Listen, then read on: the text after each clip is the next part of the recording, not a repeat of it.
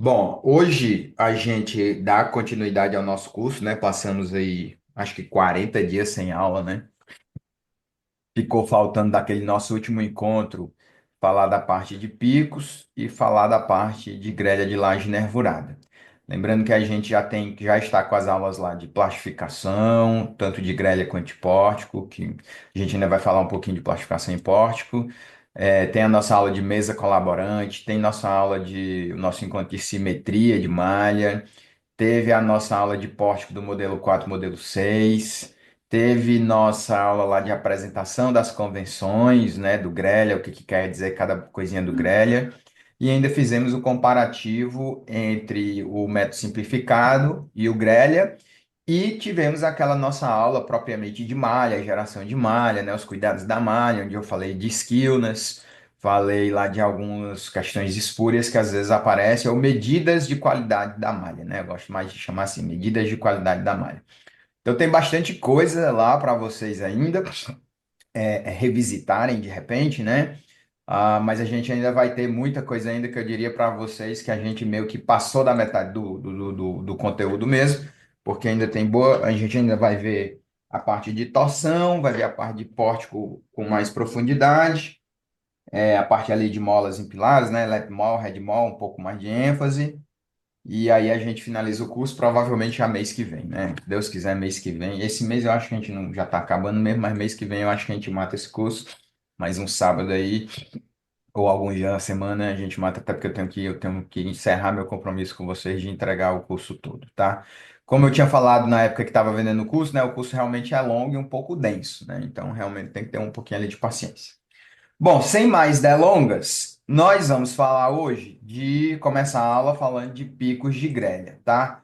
Pico de grelha é um negocinho que acontece por uma questão matemática de algoritmo e não tem a ver com o problema de engenharia em si, tá? Esse pico de grelha, ele só acontece no universo realmente da solução numérica. Quando a gente está fazendo um modelo de grelha, no nosso caso aqui de estruturas hiperestáticas, nós temos lá aquela famosa matriz de rigidez, aquele famoso sisteminha, né?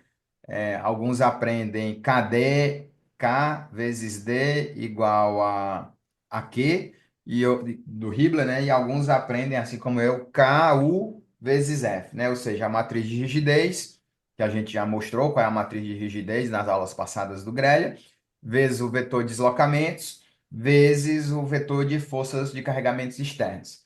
A partir disso, normalmente os algoritmos, né, os programas, eles são feitos para calcular a contribuição de cada elemento à matriz de rigidez global. Com o cálculo da contribuição de cada elemento da matriz de rigidez global, você acha os deslocamentos a nível local. Achando os deslocamentos, você então consegue achar os esforços internos. E a partir daí é que você vai ter ali aquele gráfico que você está vendo, né? Quando a gente está lá, até abrir logo aqui o modelo, quando a gente está lá observando os esforços que a gente tem em um dado modelo, né? Seja um momento fletor, esforço cortante ou qualquer um outro, o que nós temos na prática. Uai, cadê minha laje aqui? Espera aí. O que nós temos na prática são os esforços já oriundos ali dos resultados de análise, tá? Então, todas as vezes que a gente fala em análise, obviamente, a gente está sempre preocupado com os esforços. E por que que o pico do grelha acontece, né? Primeira, eu sei que para alguns de vocês, talvez seja até a primeira vez que está ouvindo falar disso, pensa, eu nunca passei por uma situação no modelo meu que tivesse pico de grelha. O que que é o pico de grelha? Bom, nós temos um recurso que é numérico. Todo método numérico, gente, ele vai ter, entre aspas, ali um lixo, um modo espúrio, né? Inclusive, no pico de grelha, o modo espúrio é do cisalhamento. Ou seja, nós temos normalmente o pico de grelha acontecendo numa região de grande rigidez, normalmente ao redor de um pilar. Acho que não tem, a não ser que seja uma viga assim aloprada, mas todo o pico de grelha tende a acontecer ao redor de pilar, onde você tem uma barra longa se apoiando numa barra curta, né? Uma barra longa e uma barra curta. Na mesma barra de grelha você tende a ter uma barra longa, e aí quando ela chega no pilar, ela vira uma barrinha curta. Por que que vira uma barrinha curta? Por uma questão da malha, da própria malha, né? E aí, você, quando você encurta muito, se você lembrar da matriz de rigidez lá nos slides que eu já forneci para vocês, a matriz, a rigidez de um elemento, a rigidez de um grau de liberdade, ela cresce com o inverso do comprimento, né? Normalmente as rigidezes a nível de flexão, a nível de cisalhamento, ela é função ali direta do módulo e da inércia e função inversa do vão. E normalmente essa função inversa do vão, esse vão é ao quadrado, esse vão é ao cubo. Então, quando o vão decresce demais em comparação aos outros vãos, porque só para você entender, tá? Isso aqui é um conceito importantíssimo. Quando a gente fala de rigidez, normalmente, toda vez que a gente fala de rigidez, a gente fala da grandeza I, né? Ah, o que que é que mede a rigidez? Eu mesmo, quando eu dou aula, eu só falo rigidez como se só fosse a I. Mas, na verdade, a rigidez não é só I. A rigidez é I, na flexão é I sobre L, certo? É I sobre L. Muito bem. Por que que eu estou falando isso? Porque quando você pega uma malha de grelha, a rigor, vou botar assim, ó. Quando você pega aqui uma malha de grelha, a rigor, do jeito que a nossa malha é feita, todas as barras têm o mesmo tamanho. Então, todos os L's, né, desse nó para esse nó, desse nó para esse nó, desse nó para esse nó, todos os L's vão ter o mesmo tamanho. Então, no universo de uma estrutura onde os vãos dos meus elementos, até mesmo da estrutura mesmo, né? Porque quando a gente discretiza viga ou por ponto de variação da seção ou por ponto de aplicação de carga. Se todos os vãos são iguais, então você há de concordar comigo que a inércia, basicamente, quem vai mandar ali dizer mesmo o valor da rigidez é o EI. Quando esses vãos não são iguais, então é inteligente da nossa parte sempre lembrar que a rigidez, no valor da rigidez, o valor da rigidez sofre influência do inverso do tamanho do vão, tá? Ou seja, quando eu tenho um vão muito pequeno em detrimento dos demais, quando eu tenho um vão pequeno, algo que é pequeno elevado ao quadrado ou ao cubo, vocês sabem, fica menor ainda, né? Então, se eu tenho lá 0,02 ao cubo, ele vai ficar um valor menor ainda. E esse valor ficando menor ainda, essa rigidez dá um salto, porque eu vou dividir aí por um valor muito pequeno, 10 a menos 3, 10 a menos 4. E aí a minha rigidez dá um salto. Ora, todos vocês sabem que numa estrutura hiperestática, digamos assim, a captura dos esforços, ela vai sofrer influência direta da rigidez relativa. Então, se eu tenho um elemento que tem uma rigidez em relação aos demais, que é muito maior, naturalmente coisas como essas vão tender a acontecer, ó. Você vê que a barrinha aqui, ó, é pequenininha, né? Bem pequenininha a barrinha. E as outras barrinhas são maiores. E aí você tem zonas de rigidez, você tem barra grande, barra pequena. Na hora que você tem a barra pequena cruzando barras no outro sentido, então você cria um módulo espúrio, um diagrama irreal, o cisalhamento dá um salto e aí melou o meio de campo. Show. Enson, entendi aí a questão de por que que a gente vai ter situações onde a minha barrinha vai ficar pequenininha em relação às demais, eu vou ter ali uma zona de, é, de, de rigidez muito grande, porque eu tenho um pilazão, ó, se eu mostrar um modelo aqui, eu tenho um pilazão bem aqui, né, ó. E aí você já está vendo, ó, barrinha grande, barrinha pequena, vem a outra barra aqui na lateral, e aí se cria um cisalhamento para você manter o equilíbrio do que está para cima do que está para baixo, e você naturalmente vai ter um pico ali no grelha, um pico de cisalhamento. Obviamente que se tem pico de cisalhamento, você também vai ter pico de momento. E aí esses esforços, eles são completamente equivocados, tá? Eles estão errados mesmo. Não é que assim, tá parcialmente errado ou parcialmente certo. Ele está errado. Show! Mas aí a questão que fica é, como é que eu vou saber onde é que está tendo um pico de grelha? Porque muitas vezes o que que acontece com a gente? Nós não temos a cultura de ficar analisando o grelha, que é o que eu estou querendo, tentando fazer com vocês aqui nesse treinamento. Nós não temos a cultura de ficar analisando grelha. Aí a gente viu que está tudo dimensionado muitas vezes, que às vezes, inclusive, mesmo com pico de grelha, a estrutura passa. E aí, meu amigo, o que às vezes você vai fazer é lá no detalhamento, você vai descobrir que tem uma carga lá de 40 toneladas que não era para estar lá, que não faz o menor sentido, né? Bom, nesse caso, o que é que eu recomendo você fazer? O que é que eu gosto de fazer? Eu vou isolar essa primeira laje aqui, que é a laje que tem o problema aqui do pico do grelha, que eu mesmo provoquei aqui para vocês. Tá aqui só ela. E eu gosto de olhar a minha laje de lado, ó. Eu boto a laje de lado, ligo aqui o FZ, e aí na hora que eu ligo o FZ, aumentar aqui o tamanho, aumentar o tamanho do texto, eu percebo de cara o FZ me dá que tem ali alguma coisa errada. Por quê? Porque eu venho com meus diagramazinhas legais aqui, ó, vem, e do nada ele dá um salto muito grande, ó.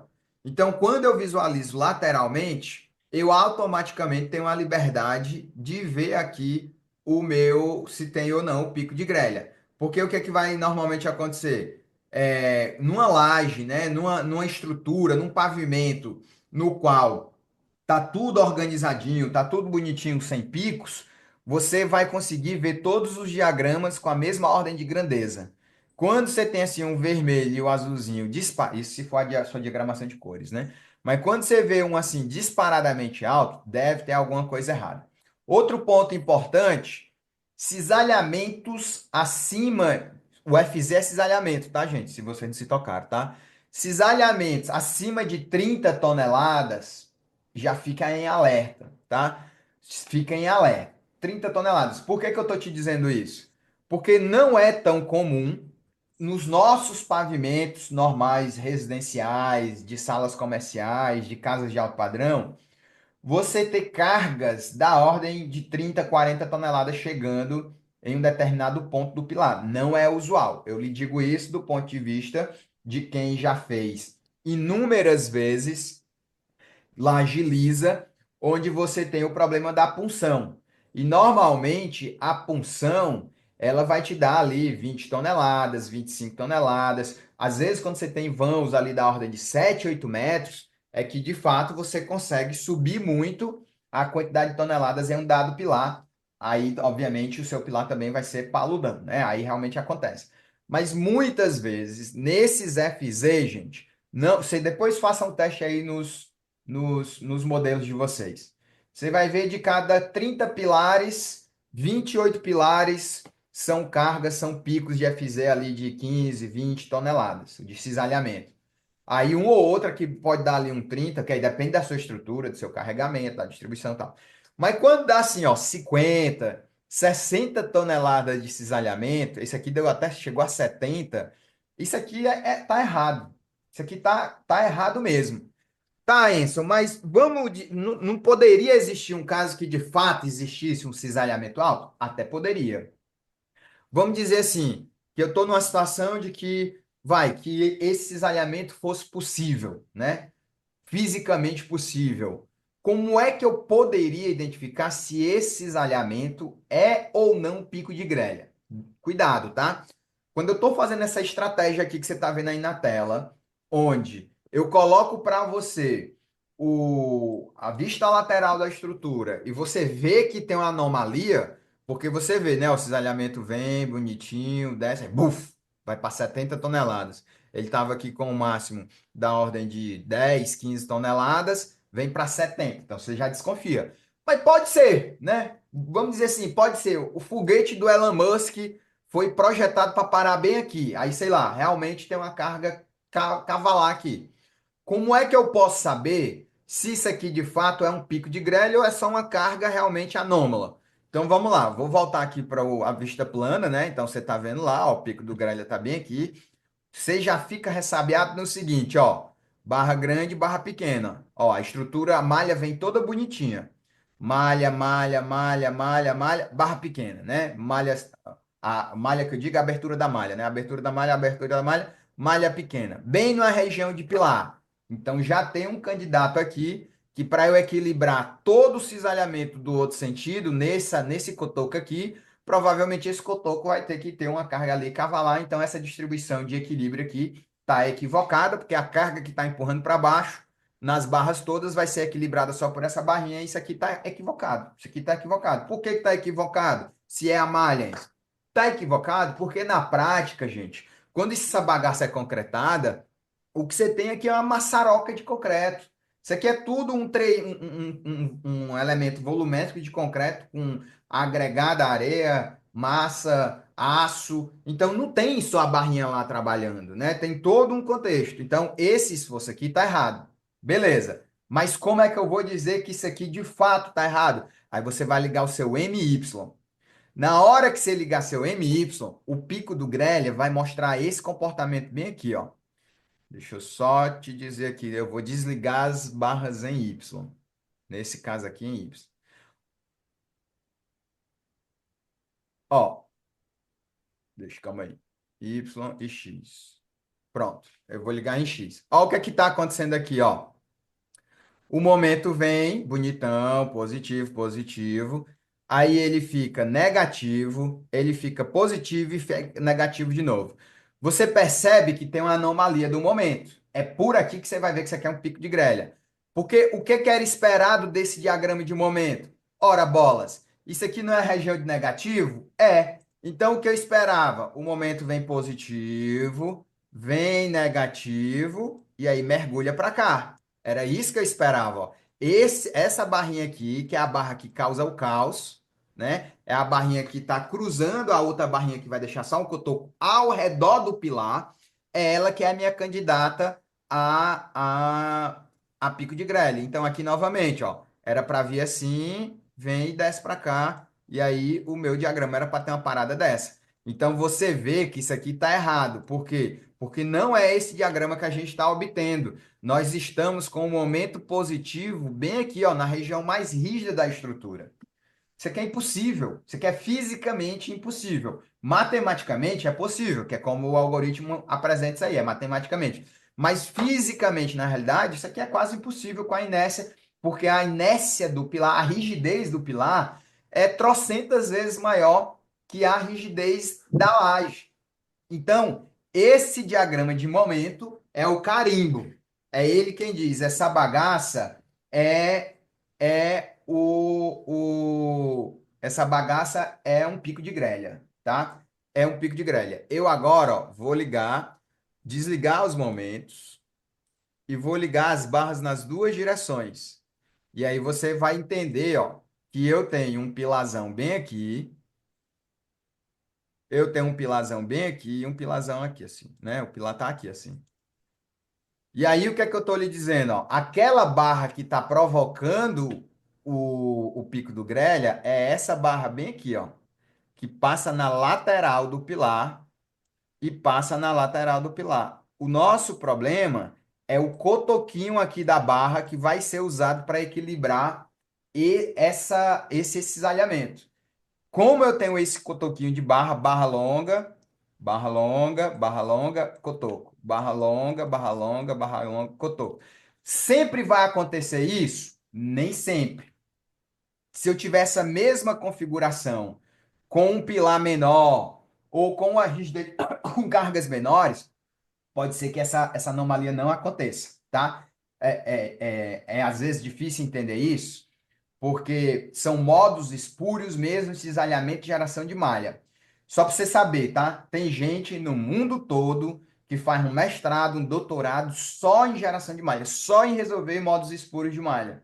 Porque isso aqui perturba a indústria toda de confecção de malha.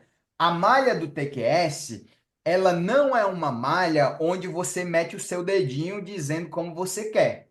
Eu até já ensinei em algumas aulas para trás, né? Como é que você pode, no mesmo pavimento, ter malhas com aberturas diferentes, no mesmo pavimento, discretizar mais um trecho da malha do que o outro. Você tem essas estratégias. Mas o que eu quero te dizer é que por a gente utilizar no TQS a analogia de grelha, essas barras, por exemplo, sempre estão ali a 90 graus uma da outra, sempre estão pode até ser retangular, como eu já mostrei para vocês, né? Mas sempre estão ali com um formato retangular, quadrilateral e tal. Não é, por exemplo, como quando eu estou no método de elementos finitos. No método de elementos finitos, eu tenho malhas das mais diversas. Então, o tratamento que eu consigo dar nessa região é completamente diferente. Inclusive, no método de elementos finitos, eu posso pegar todos esses nós, e gerar malhas com figuras completamente diferentes. E aí isso me permite dar um tratamento mais avançado para a minha situação. Posso ter malha triangular, malha retangular, malha 3D, malha 2D. Aqui não. Aqui eu não tenho liberdade de alterar esse tipo de coisa. Então eu tenho que aprender a conviver com o pico de grelha. Coisa mais importante para você já. Pronto, agora você sabe identificar um pico de grelha, né? Você bota ela. Agora eu vou fazer rapidão. Você bota ela na lateral, liga o FZ.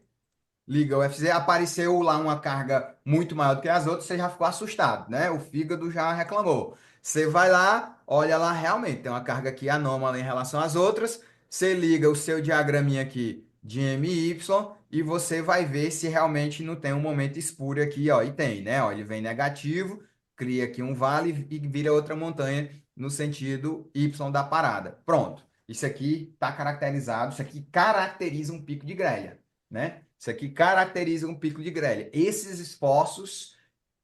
esforço dessa barra tá errado. O esforço da barra vizinha tá errado? Provavelmente não.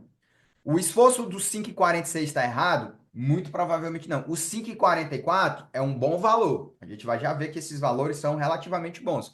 O que é que está errado? O que está errado é esses Fica momentos bom, eu dessa abri barra. lá dentro. Agora, pasmem, tá? Na hora que eu altero a carga do pico do grelha, o pico do grelha ele é pontual. Ó, ó que coisa. Cara, é para valer seu sábado isso aqui agora. Ó.